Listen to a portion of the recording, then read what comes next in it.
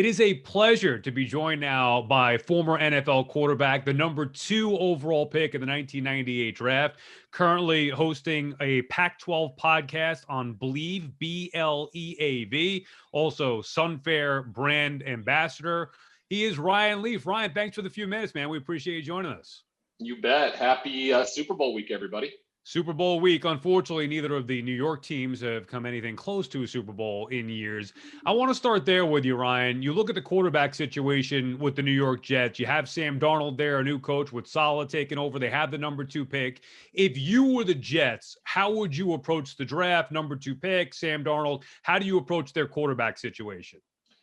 Well, I've been a huge fan of Sam Darnold ever since he was drafted. I remember when the Jets drafted him, I thought they got the number 1 pick in the draft at that spot. So I'm for keeping him. I feel like Adam Gase brought him down to his level. Robert Saleh and his new staff are going to do tremendous things. And you can use that second pick for a bunch of different things. You can go after another offensive lineman. You can go after Devontae Smith and give him another speedster out there on the edge. Whatever way you go, I think you stay with Sam Darnold, see what you can get. You have 2 years left in that contract. Make the most of it. Interesting. I know a lot of Jet fans probably opposed to that. They feel like they want a fresh start. But really, I mean, when you evaluate what he did, isn't it hard to get a true feel for what Sam Darnold is under the circumstances? I'm not trying to knock Gase, but, I mean, under the circumstances he was in, he really wasn't put in a position to succeed. Oh, go ahead. Go ahead and knock Gase. I've never seen a guy get more opportunities for, simply being, Peyton Manning's offensive coordinator. Everybody knows Peyton Manning was the head coach really during his time in Denver. It got, Adam Gase 2 head coaching jobs when he maybe didn't deserve either one of them. So I think Sam Darnold is in a great position. New York is, I get it. There's so much turnover in the NFL. You get a new head coach, you want to turn it over and have a rebirth with a new quarterback as well. When you have the second pick in the draft, you have a couple options there in Justin Fields and Zach Wilson. How about your thoughts overall? I mean, you love Lawrence. You think Lawrence is the real deal, lockdown, surefire, franchise changer? Yeah, I do. I mean, unfortunately, it looks like he's probably going to end up in Jacksonville. And, quarterbacks don't have much success there. They've never had a Hall of Famer, in the history of their organization. So, Trevor Lawrence, if he has a great career, there would be the first, unless Tony Baselli can find a way to get in here in the next few years. But sometimes these great quarterbacks at the number 1 spot end up going to places where they just kind of lie in wait for years and years and years. And they're good quarterbacks, but they're just never the great ones, like we're seeing in Patrick Mahomes and what Josh Allen's been able to do.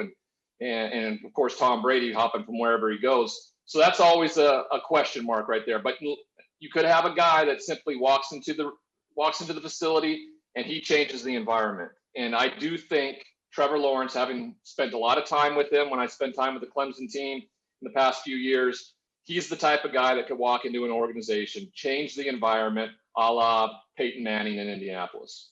How much of it do you think, Ryan? I've always wondered this over the years. I mean, do you think it's just being put into place to succeed? Patrick Mahomes, for example, I know how great he is and the physical gifts that he has, but he learned for a year under Alex Smith. He was put in a place to succeed with all those weapons around him, the brilliant offensive mind of Andy Reid, as opposed to, say, him going to the Jets and, whatever they would have had at the time, Todd Bowles or Adam Gase. Don't you think that makes a difference, not only for the guys who we've seen get drafted, but, Justin Fields, maybe he'd be better off being put in a different spot as opposed to whichever team takes him. How much of that do you think matters, being put in a position to succeed coming out of college? So much. I'd say it weighs in at 75%, right? Tom Brady goes to the Cleveland Browns in the 6th round. We may not know who Tom Brady is, all right? Patrick Mahomes doesn't go to Kansas City, but ends up somewhere else. We may not see this greatness from him, all right? It's a large portion of it. Of course, you got to have the talent, the mental capabilities, and all of that, but it's a huge part of it. I talk to people a lot about it. If Aaron Rodgers doesn't go to Green Bay, is it the same kind of situation? We don't know. It's all about where you go. Where you're watching this Deshaun Watson situation take hold down there, where he went to just frankly an awful organization that's in a ton of turmoil.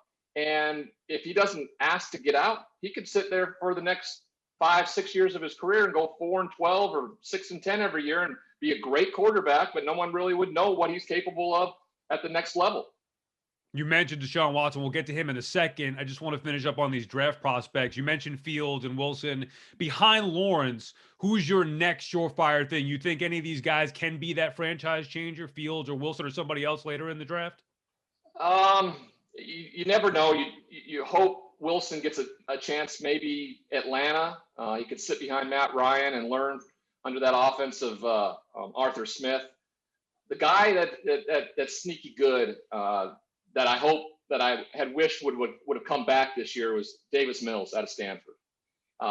He has the kind of talent that Andrew Luck had. He's only started 12 games because of injuries, because of the COVID situation. He decided to declare for the draft. He's preparing for that. You know, my worry is he'll slip maybe to the third or fourth round, but he's a guy that has the kind of first round talent, so he could be a sneaky good pick down the line for somebody. Davis Mills out of Stanford. You mentioned Deshaun Watson. I mean, it's a crazy situation. I can't blame him either. Now, look, I'm not there. I'm not covering the Texans, but from afar, you can tell the organization is a complete disaster. Usually, I would side with the organization or the coaches or the team over a player who's asking out. But in this case, I'm actually with Watson. Problem is, Ryan, it's going to cost a ton to get him. How would you handle this situation from his perspective? And then how would you handle it if you're a team like the Jets and even the Giants? People are talking about them potentially going out and getting Watson. I would think any team in the league would want to try and go get Deshaun Watson if available, but the price may be too steep. Your thoughts on the whole Deshaun Watson situation? There isn't a price too steep. There just isn't. Somebody's going to pay it. If Houston is willing to part with him, somebody will pay an outrageous amount for a franchise quarterback. Simple.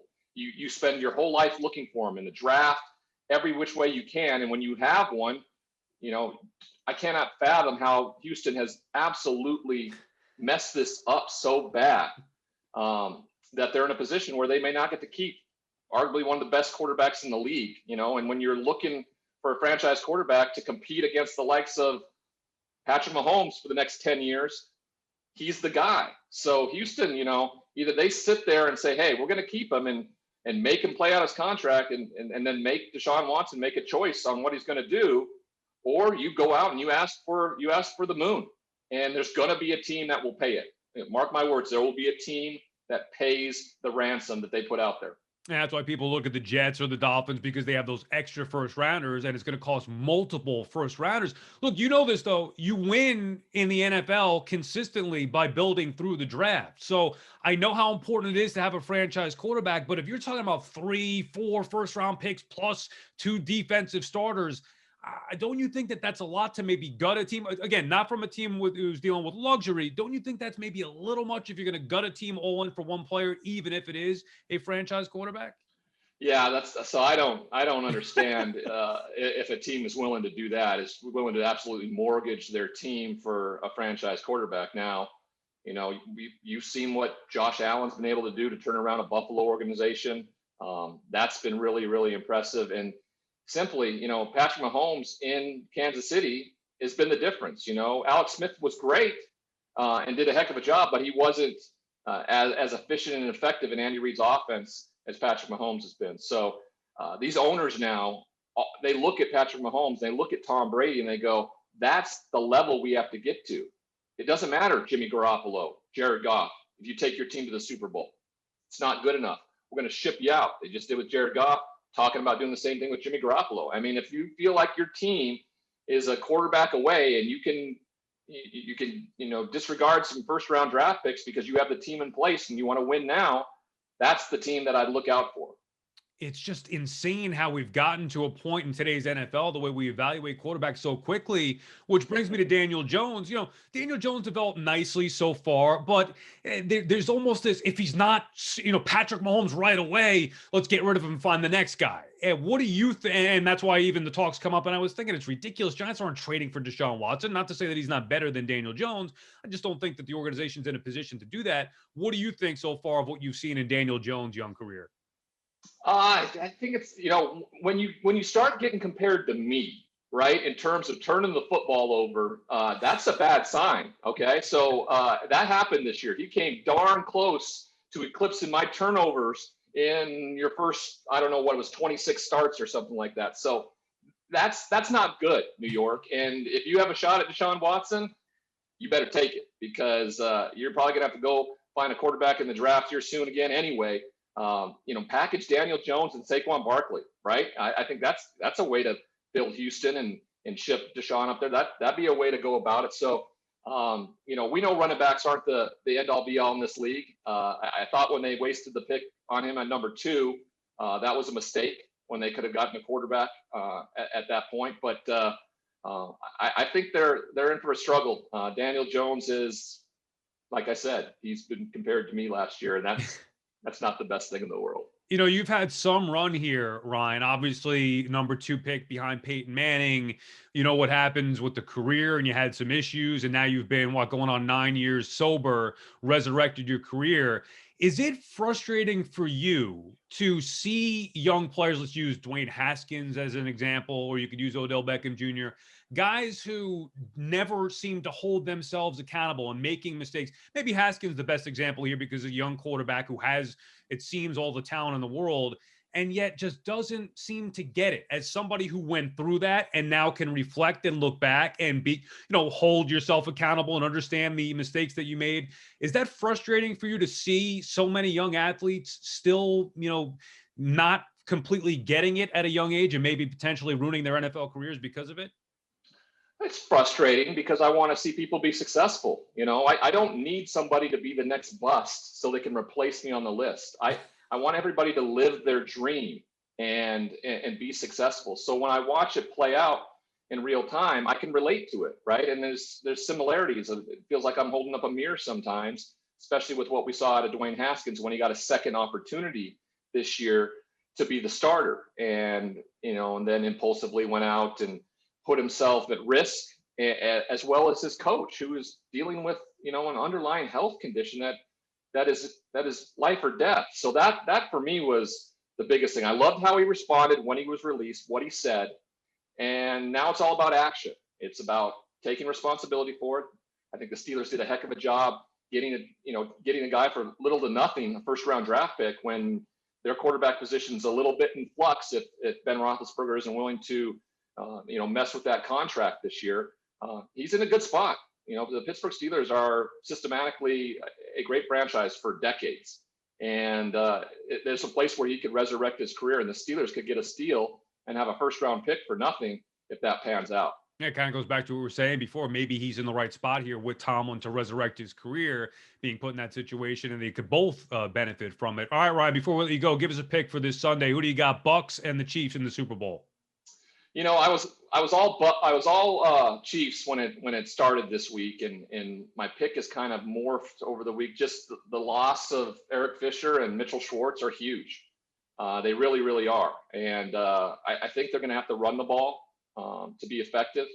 And the Bucks are playing great defense. Getting Vita Vea back on the defensive front is huge for that team. So I think it's going to be a pretty darn competitive battle. I think it's going to be high scoring. I think these two offenses just, can't be stopped. So I'm looking around 38-31, 38-35 Chiefs in this game. There you go. High scoring Super Bowl. I know people will love to see that. Hard to imagine somebody knocking off the Chiefs, but if anybody could do it, obviously it would be Tom Brady. He is Ryan Leaf. You can catch him with the Pac-12 podcast on Believe, BLEAV, Sunfair brand ambassador, and going on 9 years sober. Big congratulations to that. Ryan, we appreciate the few minutes, man. Thank you. You bet. You guys have a wonderful Super Bowl weekend. You too.